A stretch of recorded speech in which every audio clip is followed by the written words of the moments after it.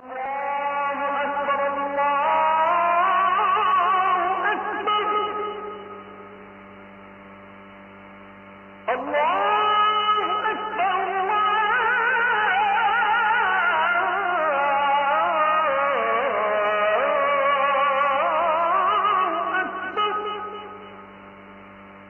আমাদের দেশ থেকে চলে গেছে আমাদের প্রাণের সম্পদ, এই দেশের সম্পদ, এই রাষ্ট্রের সম্পদ। 32 বছরের হাদি আজকে আমাদের কাছ থেকে বিদায় নিয়ে চলে গেছে, ঠিক কিনা কর? একটু চিন্তা করেন, একটা জুমাবারে সে সন্ত্রাসী লুটেরা চাঁদাবাজের হাতে গুলি খেয়ে সে যখন আহত হয়েছে, তার ব্রেনের ভিতরে যখন হ্যামারাইজ হয়েছে, চিন্তা করেন হাদি কেমন ছিল।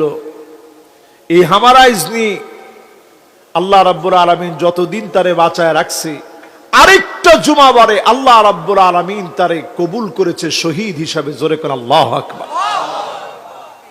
বয়স কত? মাত্র 32 বছর। যুগ জামানা পাল্টে দিতে চাই না অনেকজন, হাদিরাই আনবে এই জাতির জাগরণ। ঠিক নি? ঠিক নি? আজকে তাকায় দেখেন, হাদিরা মরে না, হাদিরা চিরন্তর থেকে যায়, হাদিরা জীবন্ত থাকে। সন্ত্রাসী গোষ্ঠীরা এক একজন হাদির সঙ্গে সন্ত্রাসীদের মূলোৎপাটন হয়ে যায়। এজন্য আজকের এই মাহফিল থেকে পরিষ্কার ভাষায় বলি, হাদির সন্তান, তার বয়স মাত্র 8 মাস। এই ছোট্ট বাচ্চা হয়তো তার বাবার চেহারা কেমন তার মনে নেই, বড় হয়ে হয়তো শুনবে এই যুগ জামানার পরিবর্তনের জন্য একজন হাদি এসেছিল, সে ছিল তার বাপ। এরকম একটা ছেলে হয়ে চলে গেল, যার স্বপ্ন ছিল জাতিসংঘের মহাসচিব হবে। আমি মনে করি জাতিসংঘের মহাসচিব এটা দুনিয়ার একটা সম্মান, হাদি আল্লাহর আখিরাতের সম্মান নিয়ে চলে গেছে, ঠিক কিনা বলেন? শুধু হাদি দিয়ে শেষ নয়, আমাদের পার্শ্ববর্তী যে রাষ্ট্রটা সব সময় আমাদের দেশের যারা গুণীজন, যারা এদেশকে লিড করবে, তাদেরকে যারা সব সময় টার্গেটে রাখে, হাদি সহ তারা 50 জনকে টার্গেটে নিয়েছে, এমনকি আলেমদেরকে তারা টার্গেটে নিয়েছে। আমরা বলে দিতে চাই, এক হাদির জানাজা প্রমাণ করে দিয়েছে জীবন্ত হাদির চাইতে শহীদ হাদি বেশি শক্তিশালী। ঠিক না ভাইয়েরা আমার? এই মাহফিল থেকে যদি আমরা আওয়াজ তুলতে পারি, ন্যায় ইনসাফের পক্ষে হাদি কথা বলেছে। হাদি বলেছে, আমাকে তোমরা থামাতে পারবা যদি আমার মাথায় গুলি করো, যদি বুকে গুলি করো, আমি হয়তো থেমে যাব। কিন্তু আমি হাদির এই বক্তব্য শুনে অভিভূত হয়েছি। সেই যেভাবে শাহাদাত কামনা করেছে, আল্লাহ ঠিকই হাদির দোয়া কবুল করেছে, ঠিক কিনা কর?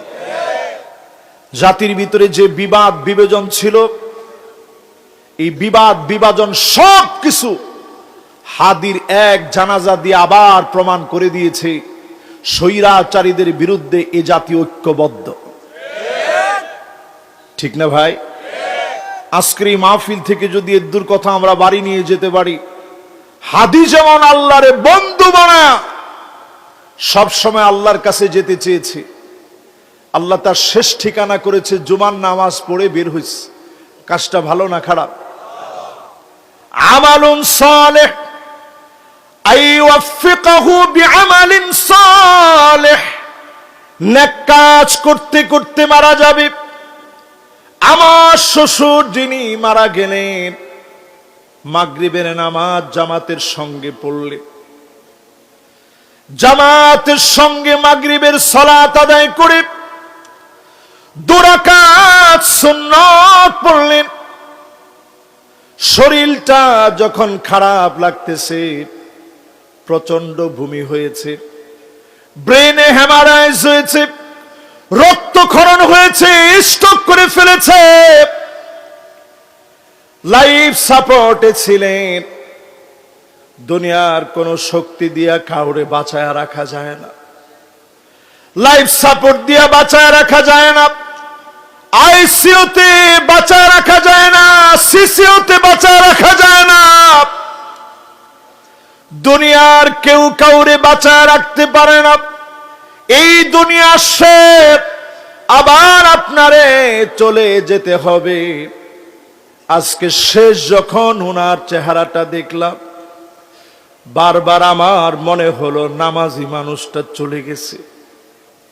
হয়তো জীবনে কোনদিন উনি যদি আল্লাহর জান্নাতি হন, আমার মতো সাদিকুর রহমান আজহারি আমি যদি জান্নাতি না হতে পারি, জীবনের তরে আর কোনো দিনের জন্য দেখা হবে না।